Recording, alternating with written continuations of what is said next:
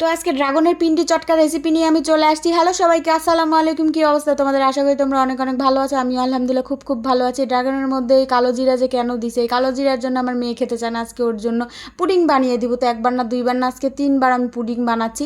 মানে আমি তৃতীয়বার, আমার জীবনে তৃতীয়বার আমি পুডিং বানাচ্ছি। এর আগেও দুইবার বানাইছি, ভালোই হয়েছিল। তো আজকে কেমন হয় দেখো। তোমরা তো সঙ্গেই আছো, ভুল ত্রুটি হলে দেখায় দিবে যে কি হয়নি কি হয়েছে।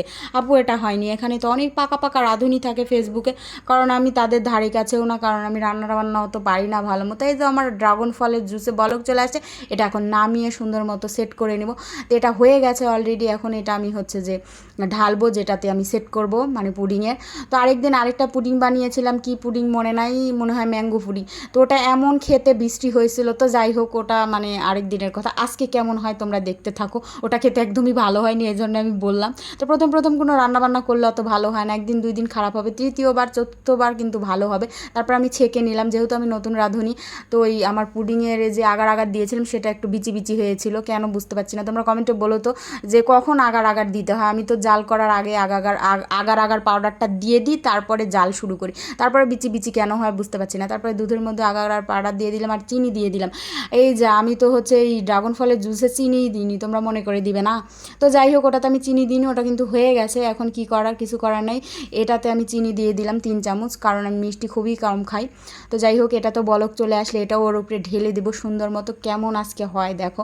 তো আমি তো অত পাকা রাঁধুনি না, কেবল একটু একটু শিখছি। তো যাই হোক, তো তারপরে এই যে সুন্দর মতো খালি নাড়তেই থাকবে নাড়তেই থাকবে। নাড়াই মানে আসল রাঁধুনির কাজ, যে যত নাড়তে পারবে তার রান্না তা নাকি তত স্বাদ হয়। তো যাই হোক, আমারটা হয়ে গেছে। এখন এটা ছেঁকে ওর উপরে দিয়ে দিব। এই প্রবলেম আবার, মানে এই যে আগার আগার পাউডারটা দিয়ে দিয়েছি, বিচি বিচি গুটি গুটি হয়েছে। এটা মিশে যাচ্ছে না, কেন হচ্ছে এটা আমি জানি না। তো তারপর এটা বলক উঠে গেছে, এটা নামিয়ে ওর উপরে ঢেলে দিব। আমি এর আগেও 2 দিন পুডিং বানিয়েছিলাম, খেতে ভালোই হয়েছে। যাই হোক, এভারেস্ট।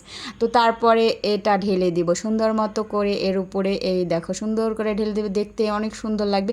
উপরে সাদা, নিচে এটা কি ড্রাগন কালার, যাই হোক এই কালারের নাম আমি জানি না। তো এটা সেট করতে রেখে দিব। তারপরে এটা কেটে পরিবেশন করব। আমার যে দর্শকেরা আছে, আমার ভিডিও যারা দেখে, তাদেরকেই আমি কিন্তু খেতে দিব। এটা এটা সুন্দর মতো একদম সেট হওয়ার পর কেটে এদেরকে খেতে দিব। আর খেতে কেমন হয়েছে অবশ্যই তোমাদের বলবো। এটা হয়ে গেছে অলরেডি, এটা হয়ে গেছে। এখন এটা ফ্রিজে রেখে দিব সেট করার জন্য। তারপর সেট হয়ে গেছে, তারপর কাটতে এসেছি। দেখো আমার কাটার সিঁড়িটা দেখো, হ্যাঁকা ব্যাকা, মানে কি যে কাটা হচ্ছে। আমি চাচ্ছি সুন্দর করে সোজা করতে, কিন্তু সোজা আর হচ্ছে না। তো যাই হোক, যেমনই হোক। তো এই তো উল্টাতে চাইলাম, এই দেখো উল্টেলো না। যাই হোক, এবার চামচ দিয়ে ঘোট মারতে হবে। তো চামচ দিয়ে অনেকগুলো জেলি ভেঙে যাচ্ছিলো। এটাতে নরম ওই যে প্যাচুলা দিতে হতো, ননস্টিক কড়ায় যেগুলো হচ্ছে নাড়ে সেই। তো তারপরে 3-4টা তুলে আমি আমার দর্শকদের দিয়ে আসবো যে দেখো খেয়ে কেমন হয়েছে। তো ওদেরকে দিছি পড়ার টেবিলে, আমার ওহির মিসকে আর আমার ওহিকে। তো ওরা খেয়ে বলছে ভালোই হয়েছে, কিন্তু কী একটা জিনিস লক্ষ্য করছো, এই পুডিংটা থাল থেকে উঠছেই না, মানে এতই অখাদ্য হয়েছে যে পেটে যাবে না।